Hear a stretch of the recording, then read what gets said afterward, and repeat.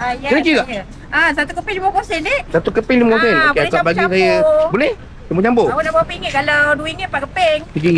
RM3 RM3 ni, yang ni? Ni RM3 betul Betul, yang ni? Sama kan sekeping 50 sen, Dik. Keping 5 sen. Campur-campur, Bagi RM2. Kodok ni? Kodok tu satu cucuk RM1. RM1. Yang sebelah sebelah tu? Itu pun sama. Ini pun 50 sen. Mana? Ni 50 sen dia ada dua. Ni kelapa, ni kacang. Okey, bagi kelapa RM1. Ni RM1. Ni coklat sekeping pun 50 sen juga. Boleh. Berendam ni RM3 satu. RM2. Beli kan? Okey.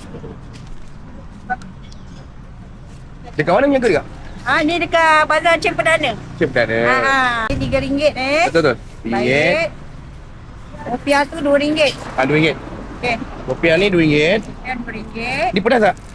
Manis-manis dia, tak ada Jahat lah ni. sangat. Jahat tak ni? Jahat. Jahat. Bestseller ni. Best Kejap dia seller. habis. Mantap kan? Rangup. Rangup-rangup. Baik.